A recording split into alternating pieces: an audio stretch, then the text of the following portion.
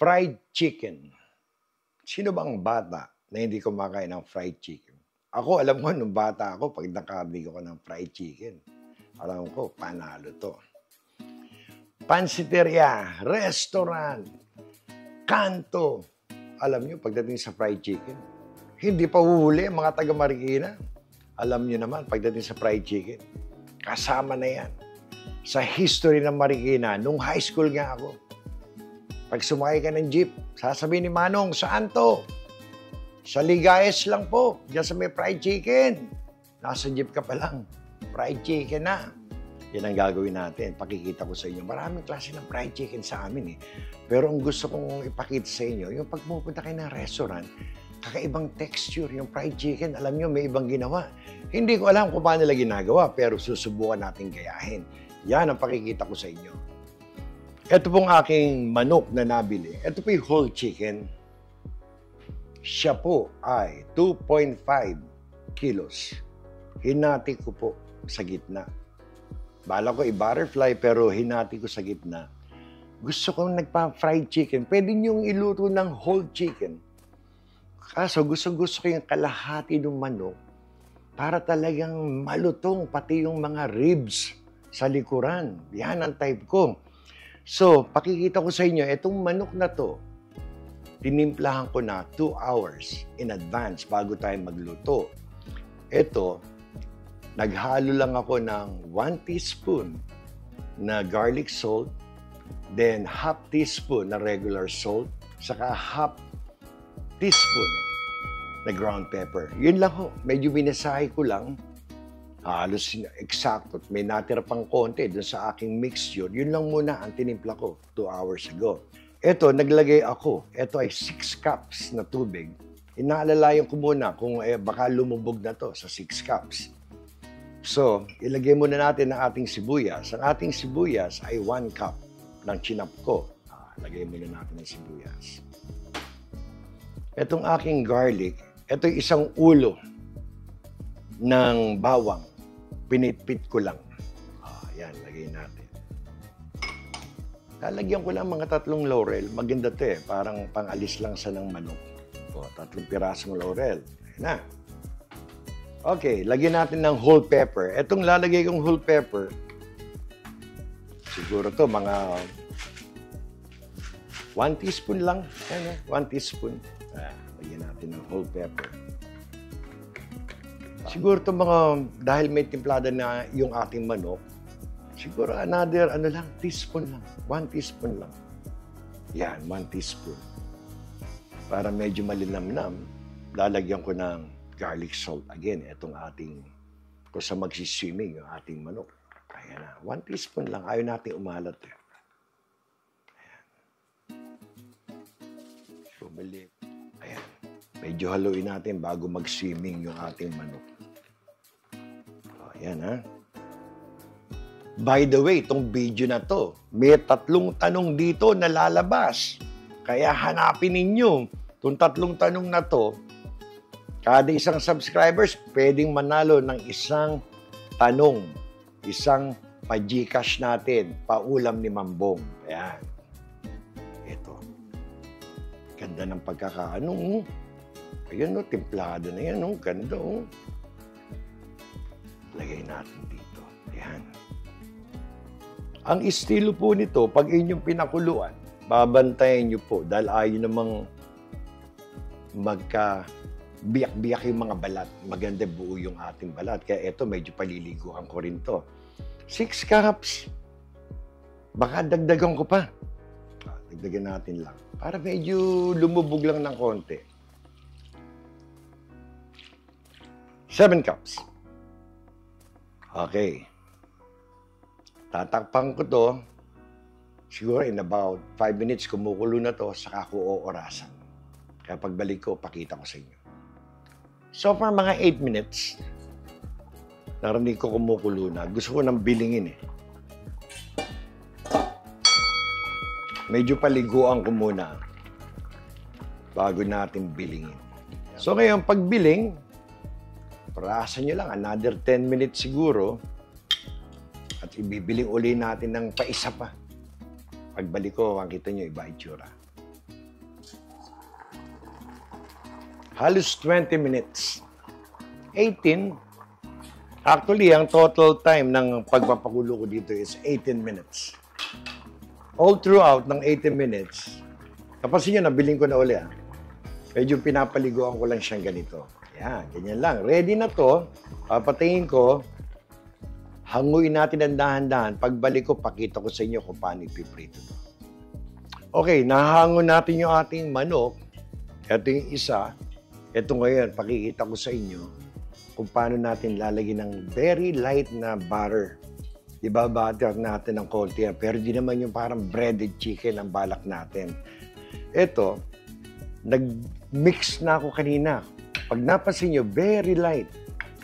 Kasi intention ko magkaroon ng coating yung ating manok na fried chicken pa rin ang kanya itsura.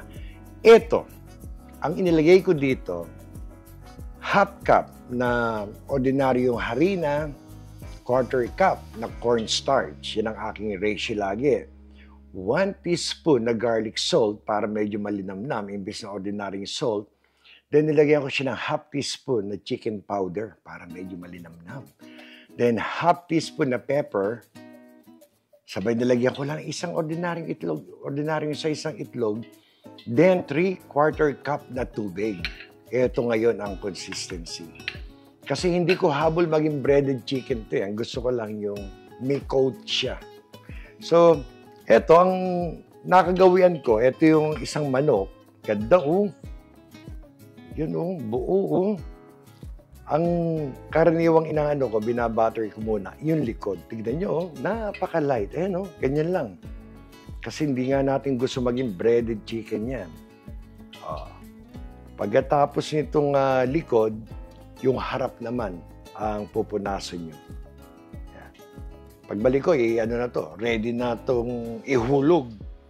Nagpainit na ako ng mantika. Kayo, kalkulahin nyo na lang yung gusto nyong dami ng mantika na alam nyo na nalulubog o maluluto na yung ating manok. Ito na yung binatter natin kanina. Likod, then harap, yung pinakahuli ko. Nakita nyo, very light. Halos wala kang makita. Yan lang ang natin, gusto. Okay. Ang aking apoy ay nasa medium heat lang. Ayokong biglain siya. Yan lang muna. So nakikita nyo, yung ating butter is very light. Kaya pagbalik ko, pakita ko sa inyo. This is about 15-20 minutes. Medyo pwede nyo paliguan din ganyan, Bibilingin nyo to, ingat lang, maganda buo Kaya pagbalik ko, pakita ko sa inyo.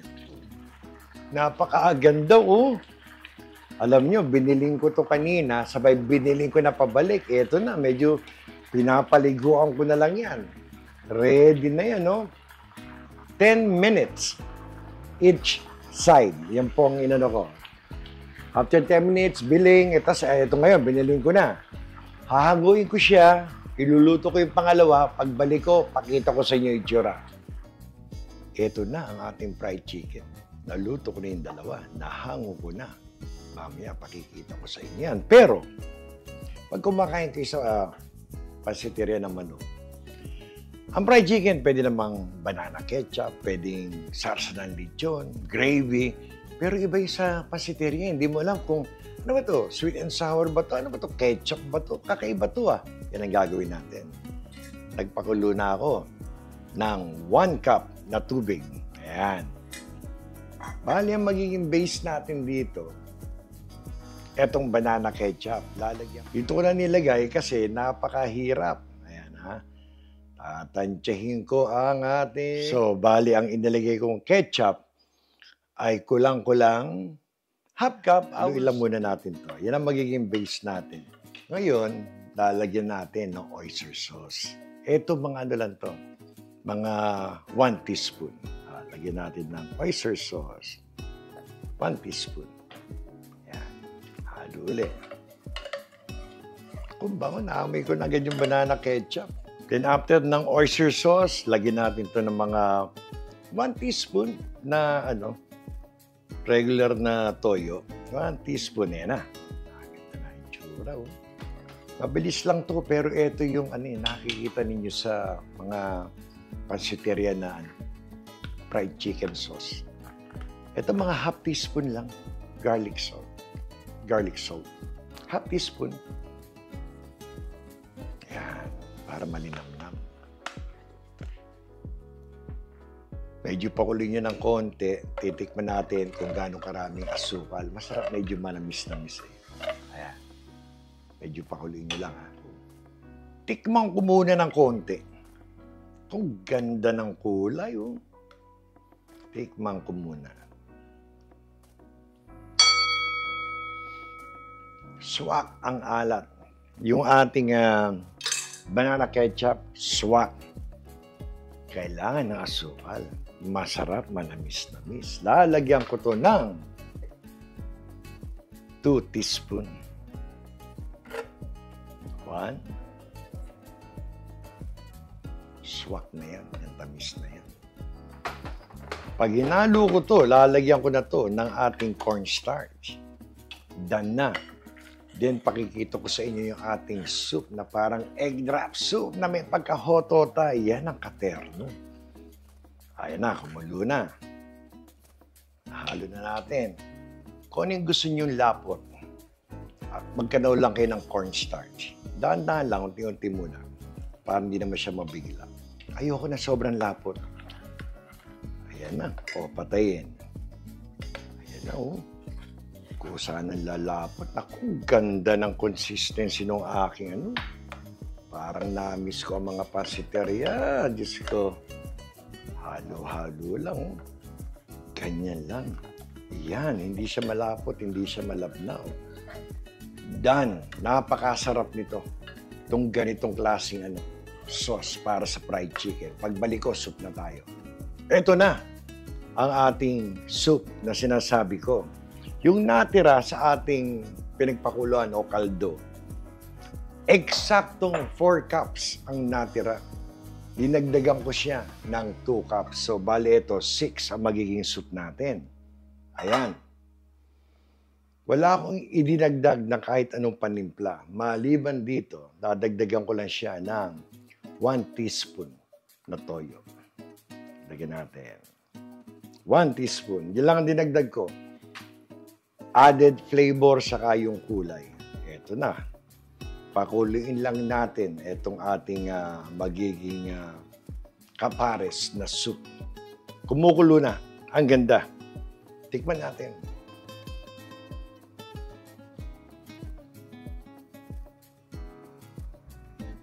Oh my God. May nanalo na. Ang sarap. Lagay ko na to. Carrots. Carrots ko, isang carrots lang naman. Medyo ini-slice ko lang ng maninipis. Yan, med-sort na. Ito, lalagay ko lang to. Repolyo, 1 cup. Iniiwa ko lang ng pa-chop suey style. Ayan na, oh. Ganitong kasimple lang. Ayaw naman natin ng sobrang lasa ng soup natin. Baka matalo yung manok natin. Ito, done na to. Lalagyan ko lang, eh. Ang nilagay kong cornstarch ay 2 teaspoon. Yung kalahati na gamit natin sa sauce, eto, wag lang hindi lumapot, lalagay ko na yung remaining na ating slurry. Ayan na. Kainan na. Ito lang, ganitong kasimple lang ang soup natin. Nakita nyo, nilagay ko lang carrot, saka itong repolyo natin. Napakasimpleng soup. Itong pamatay dyan. 2 katamtamang itlog. Medyo binit ko lang ng konti, pero hindi todo. Gusto ko may puti, may pula ako nakikita. Ito lang, ibubuhusan natin. No? Inunahan ko na ng kanina yan, ha? Ng ating cornstarch. So, ito na ngayon. Ito, magdadala yan sa soup na yan, no? Nilakasan ng konti. Alalayin niyo ng halo, wag sobra para maraming buo-buong itlog. Tulad niyan. Ayan na, oh. Inaalalayan ko lang ng halo, oh. Ayan na. That's it. Ganda, oh. May puting itlog. Ayan, oh. Mamuumuong itlog. Yan ang gusto natin. Okay. Kumulo na. This is done. Patayin ko na. Pagbalik ko, plating tayo. Kakain na kami. Ang fried chicken namin sa Marikina, Pansiteria style. Ito ang aming soup. Kapares ng ating fried chicken. Napakasimple, napaka-light na soup. Napakasarap. Panalo tong soup na to. Ang ikatas ng isang buong manok na andyan. Ito ngayon, ang ating fried chicken. Ayan po, na may sarsa na Pansiteria style. Napakaganda. Alam niyo, tinikman ko yan. Ang sarap. Panalo. Yan po ang ating fried chicken. Napakasarap.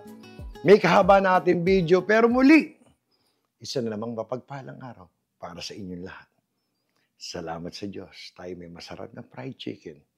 Hanggang sa muli. Salamat po. Kayo mag-iingat.